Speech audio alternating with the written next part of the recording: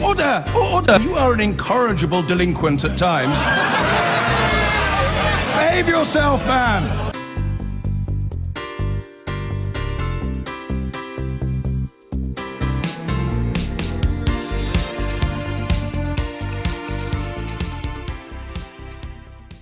So Theresa May has used the start of the Conservative conference in Birmingham to reveal a little more of her strategy for taking Britain out of Europe. In her first conference speech as leader, she said the government would trigger Article 50 of the EU Constitution before the end of March to begin 2 years of negotiations. It will also publish what she called a Great Repeal Bill to remove EU control over British laws once the deal is done. Our political editor, Gary Gibbon, reports from Birmingham. Theresa May owes her place to the Leave victory she opposed, albeit half-heartedly. Her audience, the Tory activists, voted overwhelmingly for Brexit, and she arrived at her first conference as leader with a promise. Moving Article 50 of the treaties, the moment Britain formally applies to leave the EU, their longed-for moment wasn't far off. Even now, some politicians, democratically elected politicians, say that the referendum isn't valid, that we need to have a second vote. Others say they don't like the result, and they'll challenge any attempt to leave the European Union through the courts. Come on.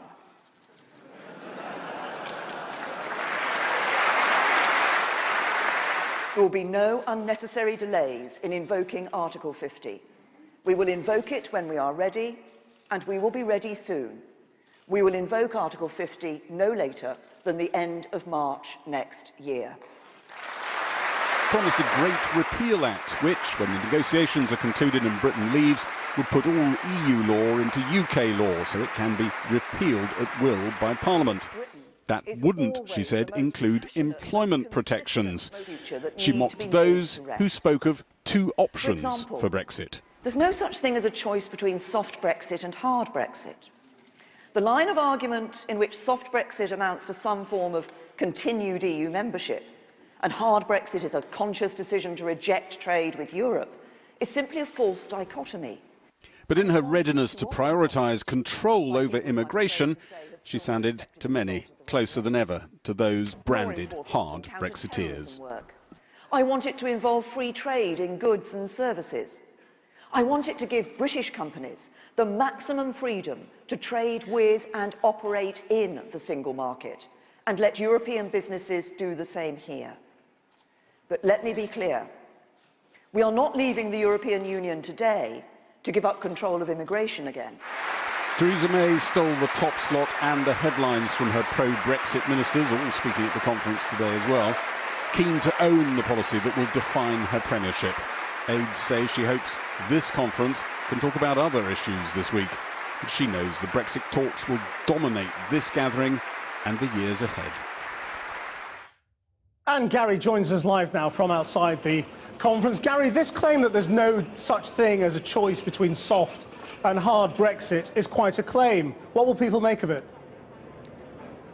Well, most of the people I spoke to leaving the hall after Theresa May's speech, for all the respect they have for nonetheless were engaging in those very terms which she was rubbishing, and they thought she was at the hard Brexit end of the market. Until now, Theresa May has been very particular about making sure that virtually nothing was taken off the table. All the options were still there for her to play with. Great big blank sheet and lots of options all around it, and working out what would be written on the sheet. Today, I think, effectively, she wrote something on the sheet, and she wrote that we will not be full members of the single market. She didn't say it explicitly, but the implications of everything she said were there, and she obviously thought that this moment was significant enough to talk to her cabinet colleagues about it and get other people to talk to them about it just as recently as yesterday, just to clear that they were happy with what was going to be said here. It didn't go, she's very keen on process, it didn't go through cabinet itself, but there was a ring round and everybody was squared. Woe betide anybody who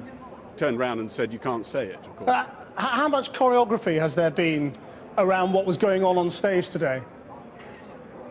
Well, quite a bit, actually. We were told originally that the 3 Brexiteer ministers would turn up, Liam Fox, David Davis, Boris Johnson. They'd own the day, and then it became a day when actually Theresa May was going to turn up, and she effectively stole all the lines from them. A lot of people drifted out of the hall as David Davis came in. He was originally the star billing for the first day. She made sure that she had total ownership of the Brexit plan, and that anything that was going to be said that was important or new or interesting was going to come from her, and she did that. One other bit of choreography, they played a video at the beginning all about David Cameron. It stopped abruptly round about the time of the last general election. It's as if the first 6 months of this year and his downfall, which of course a lot of people here effectively prompted by backing Brexit, didn't really happen.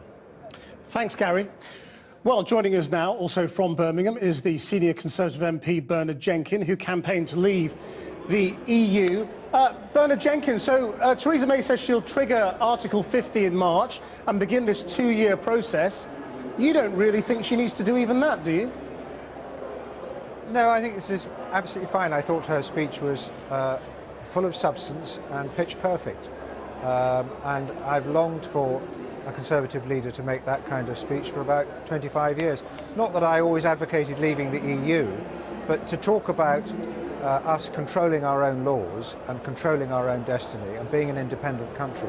Ever since we started down the track of the Maastricht Treaty, and no Conservative Prime Minister or leader has been able to say all this, and it's the referendum that's released the Conservative Party from this past. Yeah, all right, all very loyal, and you get your tick for that, but you've written a piece today in the newspapers saying Article 50 and the Article 50 process is something we could get bogged down in. What do you mean by that? Yes. Well, Article 50 wasn't put in the Lisbon Treaty to make it easier to leave the EU.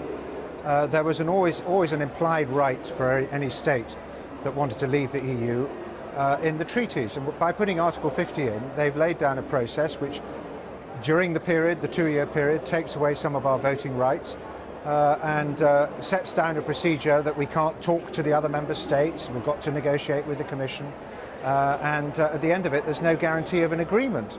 It means you get to the end of the 2 years after you've been messed around, but maybe the European Union can't agree on what deal to offer the leaving state. We have to be prepared to leave possibly without any agreement at all under those circumstances. Otherwise, don't trigger Article 50. But clearly, the British people want to leave the European Union. They voted for that. The Prime Minister is committed to that. So let's go into this with our eyes open. Let's not trigger it until we're absolutely ready to do so. Let's see if we can make the Article 50 process shorter than 2 years. Did you take from Theresa May's speech that she is really singing your tune now? I mean, it looks like it is going to be a hard break, and Britain isn't going to be in the single market at the end of this process. I completely agreed with her. We made it clear during the referendum, the Leave campaign made it clear, that voting to leave the EU means voting to leave the single market. The single market is a whole regulatory structure under the Commission, the Parliament and the European Court of Justice. We do not want to be in that. Okay. That doesn't mean we don't have access. And there's no, incidentally, she's completely right. This argument about hard and soft Brexit is a narrative pursued by those who are still campaigning for us to remain in the EU. Well, let me bring in one of your colleagues. Chris Philp is here in the studio, who was pro-Remain Conservative MP. Thanks for coming in. Now, this idea that there's no difference between hard and soft Brexit is presumably not one that you would go along with, because the whole idea of what you're trying to or hoping to negotiate is unfettered access to the single market, no tariffs. That's what you mean by soft, isn't it? Well, I think what people who have Britain's interests at heart would want to see is access to the single market, unfettered free trade, as you say. And I think if we ended up leaving and going on to WTO terms, that would be very bad for business in this country, but it would also be very bad for business on the continent as well. Why would it be bad? Just lay out, what would be the problem? Well, for example, there would be tariffs on goods, product standards would suddenly be different, so exporting our goods into Europe and vice versa would suddenly become very hard. But of course, Europe has a trade surplus with us, so it would hurt them more than it hurts us. German cars, would suddenly have a 9.3% tariff slapped on them. So it would damage the Europeans as well as us. But we need to guard against, particularly the European Commission, trying to punish the UK or make an example of us to deter others. So I think we need to be talking directly to other member states, particularly the Germans and the French, to make sure we do a deal which is in their interests as well as ours, so maintaining that vital free trade.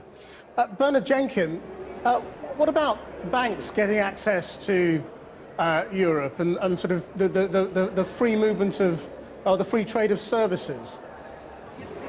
Well, you think this is all going to be UK negotiated afterwards? Well, our market for services is very open already, and we should be offering unilateral open passporting to European banks if they want it. Yeah, no, it's about our banks being able to work in Europe, isn't it? Yes, that's the problem. Yes, I know, but any substantial bank has already a footprint in many other member states. Many American and Japanese banks use their footprint in Luxembourg as their footprint for passporting around the EU. Yes, but they'll leave London, won't they? They won't be headquartered here anymore. No, they will not leave And we London. won't get the tax revenue. And you'll be satisfied with sovereignty, but we will lose out as a result. No, this is complete rubbish. And you should stop saying it, because well, it's London what they're is a saying. financial centre. If you talk to them, it's what they will tell you. No, they won't actually quantify this. The fact is that London is an enormous global financial centre that's larger than the whole of the rest of the European Union put together. And the idea that all that's going to migrate to the European Union just because there isn't passporting. Passporting only came in a few years ago. It is not as nearly as significant as some people in the city, the Remainers, are trying to suggest. Well, look, I think it is an issue. Bernard, I think it is an issue because in any case, we should offer the European Union to continue passporting in the hope that they will continue to do the same. And bankers, Chris, over to you. That's very kind, Bernard. The bankers I've spoken to think that something like 10% of jobs in the city are dependent on the passport, and if we end up not maintaining the passport or something very similar to it, about 10% of jobs will go overseas. Now, it's not catastrophic, but it's damaging. So I hope we can find a way of making sure those 10% of jobs that might be at risk do stay in London.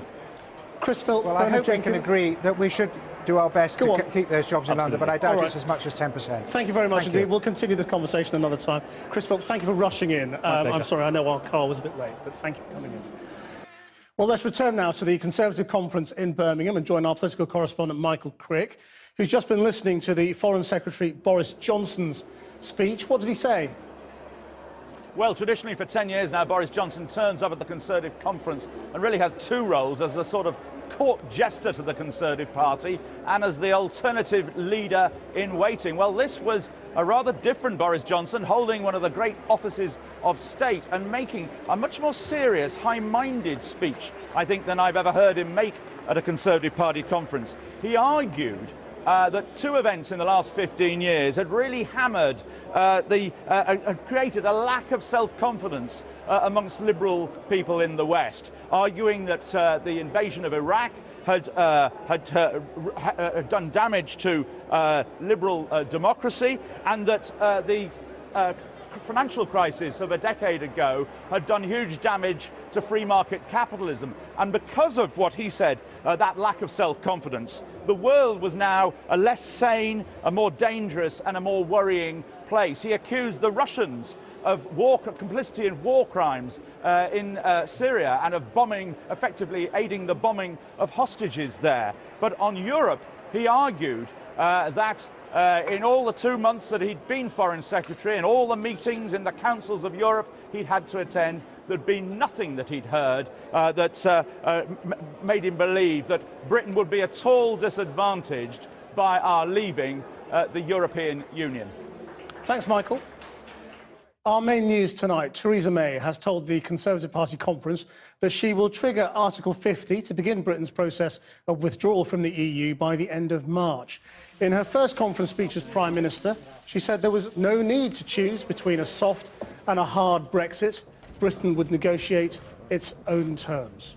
The Prime Minister has confirmed that the government will trigger Article 50 and begin the process of Britain leaving the European Union before the end of March next year. It means that we should be out by the spring of 2019. Theresa May has also told the Conservative Party conference in Birmingham that the legislation that took Britain into the EU 44 years ago will be repealed and all existing EU law will be adopted into British law. We'll be looking at what that will mean in a moment. But first, here's our political correspondent, Carol Walker.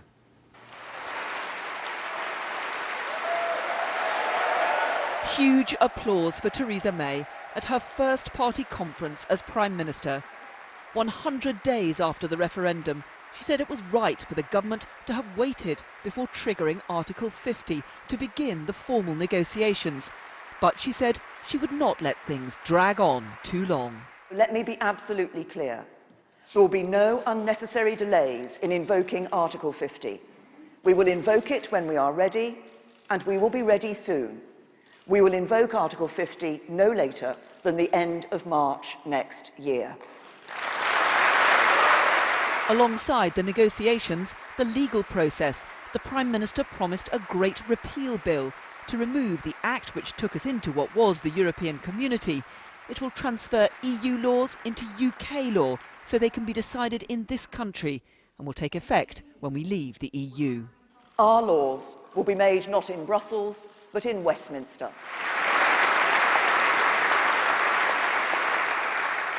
The judges interpreting those laws will sit not in Luxembourg, but in courts in this country. The authority of EU law in Britain will end.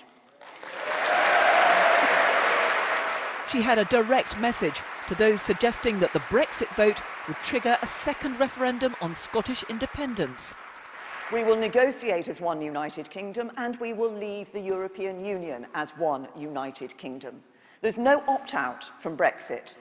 And I will never allow divisive nationalists to undermine the precious union between the four nations of our United Kingdom. Many here are delighted that she's demonstrated the government is getting on with the process of leaving the EU, though some big questions remain. So the Prime Minister has set out some of the practical steps underway to take us out of the EU.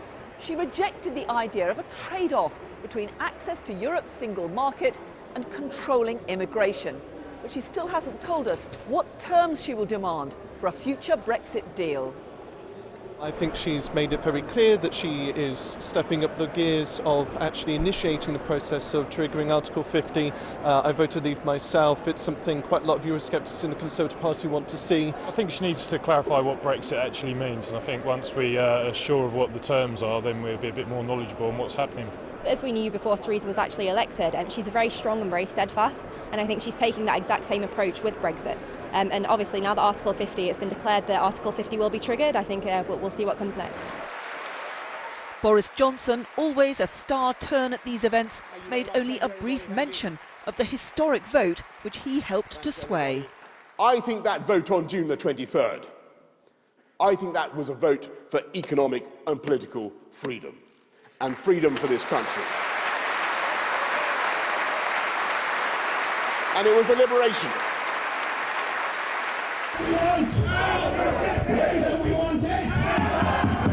Outside the conference, campaigners who want Britain to stay in the EU staged a protest. The Prime Minister made it clear there would be no going back, no second referendum, after the biggest vote for change this country has ever known. But 2 years of tough negotiations will determine what that will mean for voters on both sides of the continuing argument. Carol Walker, BBC News, Birmingham. The Prime Minister's announcement that the Act of Parliament that took Britain into the EU will be repealed means that the automatic supremacy of EU law over UK law will come to an end. But disentangling ourselves from more than 40 years of lawmaking is a complex proposition, as our legal affairs correspondent Clive Coleman has been considering. There are flashing images in Clive's report. This is what the laws of the land look like at Westminster. British and EU thoroughly intertwined on everything from consumer rights, workers' rights, banking and more. Disentangling them is by any measure a mammoth undertaking. Here in its archive is where every Act of Parliament stored, going back to the 15th century. But things changed in 1972 with this, the European Communities Act, which took us into what's now the EU and meant that its law became part of ours. And that raises the question, once we're out, how do we get rid of those bits that we don't want? There are concerns workers' rights could be eroded when the process of repealing those laws gets fully underway in 2019. One example, a ruling from the EU's highest court that commission and overtime must be included in holiday pay. Employers say it drives up costs, and some really don't like it. Well, this is really damaging for our industry, and going forward it will have a negative impact on investment plans and our ability to grow and increase our export markets across the world. It's a piece of EU ruling that needs to be done away with altogether. But many other workers' rights come from the EU. So will there be a wholesale overhaul? Well, there are many employment law obligations that are deeply unpopular with UK business that employers might want to see the back of post-Brexit. But I don't think there's going to be any major changes because the rights that derive from EU law are now so heavily embedded in our UK legal system and they're expected by workers. And there are lots of other laws that unambiguously have had a positive impact. For example, our beaches used to be awash with raw sewage until EU directives cleaned them up. So, with a huge amount to consider, some fear there won't be time for Parliament to scrutinise it all, and it'll be left just to ministers. The task is so great that I think the risk is that we will end up seeing it being done by executive order. Lots of these things that come from Europe that we want to keep will actually be dealt with in ways that are undemocratic. They'll be just shoved through Parliament by way of regulation. The very thing that people don't like about Europe will be happening here. So we've got to be very mindful of what the risks are. The government's keen to reassure business that the process of changing the law won't be rushed. It would not be fair to a company that's operating under a set of rules for there to be a cliff edge where they don't know what's going to happen the day after. So let's make this an evolution, not a revolution, when it comes to the laws of the land. Britain's separation from EU law comes after a 40-year marriage between the two legal systems. It's likely to be long, and it could be painful. Clive Coleman, BBC News. Well, let's turn now to our Europe editor, Katya Adler, and to Carol Walker, who's in Birmingham for some analysis of what we've heard today. Carol, how significant a moment is it to have this timetable for Brexit? Well, Michelle, this certainly was a big moment. The Prime Minister has been under huge pressure to explain exactly when and how she's going to deliver on that vote of the British people. Today, she gave it a real sense of momentum and a timetable too. Yes, questions remain about what her negotiating stance is going to be, but she did talk about what she called her vision of the future relationship post-Brexit. She wants to maintain cooperation with Europe in tackling crime and terrorism. She talked about free trade between Britain and the rest of Europe, and yes, she about controlling immigration, getting back control of Britain's borders. Of course, achieving all of that is going to mean she's going to have to drive a pretty hard bargain with those countries that are remaining inside the European Union. And Katya, you're in Budapest this evening because of the referendum that's been taking place in Hungary, and we'll talk about that in a moment. But first, how will the Brexit timetable go down with the EU? Well, the European Commission, which will be key in those Brexit negotiations, has already said it won't comment officially until tomorrow. But basically, across Europe, Theresa May's statement has been met politely, but with a slight shrug of the shoulders. She says that she'll launch those formal talks by the end of March. Now, that is 6 months away, a very long time in politics. And EU leaders are waiting increasingly impatiently. What kind of Brexit does she want on the one hand? On the other, they have lots of other crises that need their attention, like migration and also Eurozone woes.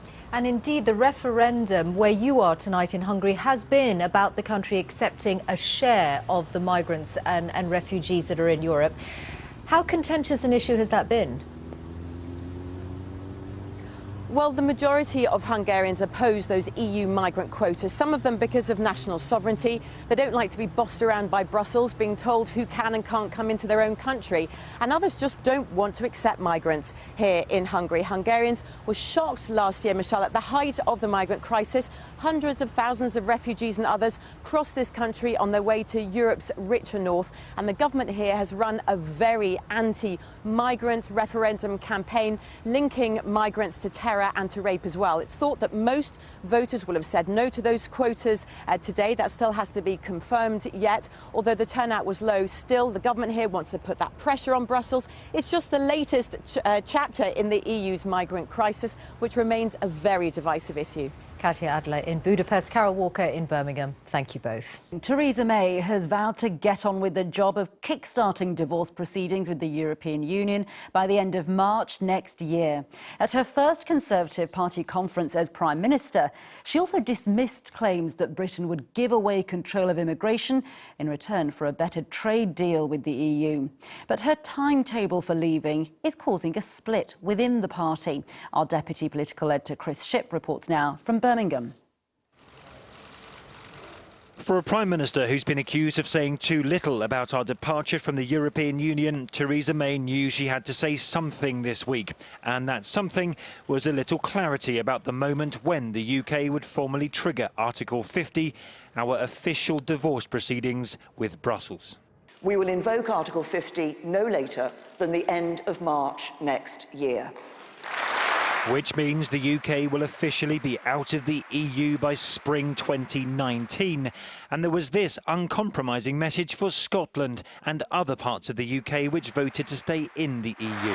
We will negotiate as one United Kingdom and we will leave the European Union as one United Kingdom. There's no opt-out from Brexit. And I will never allow divisive nationalists to undermine the precious union between the four nations of our United Kingdom. But in a hall where her ministers who supported Brexit sat listening, Mrs May also told us something of her priorities. If the deal with the EU came to a choice between the single market and reducing immigration, she would choose immigration. I want it to give British companies the maximum freedom to trade with and operate in the single market. But let me be clear, we are not leaving the European Union today to give up control of immigration again. But afterwards, on that critical issue of access to the single market, the Foreign Secretary was being his usual optimistic self. There's still a possibility there'll be tariff-free access. More than a possibility, more than a possibility. But that mere possibility did not satisfy some in Theresa May's party who worry about her plan, or lack of it. March still concerns me because I still think that's very early on. But we still don't know what the guiding principles are. We don't know what the plan is. I don't want a running commentary on the negotiations. There is a plan, though. Well, we don't even know that, do we? She won't give us a running commentary on her exit plan, but there was at least a little more clarity today. So, Chris, you've been getting reaction from those within the party, but what's been the reaction outside? Well, Ranveer, clearly the phrase Brexit means Brexit, which got Theresa May through the summer, was never going to survive contact with a week-long party conference here. We now do have that date. The divorce proceedings will be triggered by the end of March. From Donald Tusk, the president of the European Council, that got a response today. He said it would provide welcome clarity for the other 27 members of the European Union. I have to say the passage in her speech referring to Scotland, but also I suppose Northern Ireland, both parts of which voted to remain in the EU, brought a rather angry response from the First Minister Nicola Sturgeon. She said Theresa May has shown that Scotland's voice and interests clearly don't matter to her. I think, however, where we go from here is this big question about access to the single market. For all Boris Johnson's optimism with his interview with my colleague Libby Wiener there, the big question for businesses is will they get tariff-free access to the single market? So we've got a bit more detail here today. I have to say, not a great deal. Chris Shipp, thank you.